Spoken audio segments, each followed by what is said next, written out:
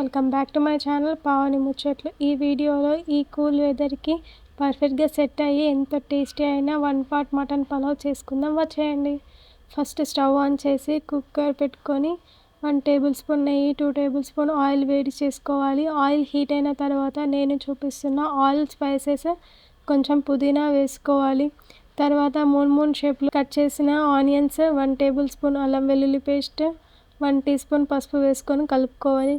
Next మనం కడిగి పెట్టుకున్న మటన్ వేసుకొని మంచిగా కలిపి మూత పెట్టుకోవాలి. ఒక 2 to 3 మినిట్స్ తర్వాత మూత ఓపెన్ చేసి టేస్ట్కి సరిపడా సాల్ట్, కారం వేసుకొని కలిపి మూత పెట్టి 5 to 10 మినిట్స్ ఆయిల్లో ఉడకనివ్వాలి.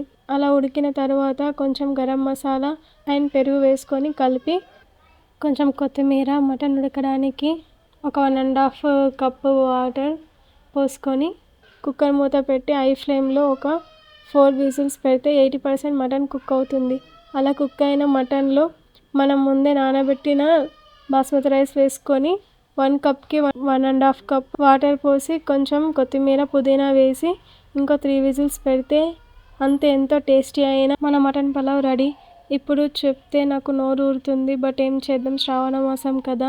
మీరైతే ట్రై చేయండి. ఐ హోప్ ఈ వీడియో మీకు నచ్చింది అనుకుంటున్నా. ఈ వీడియో కనుక మీకు నచ్చినట్టయితే please to like, share, subscribe my channel. Next video మళ్ళీ కలుద్దాం. బాయ్.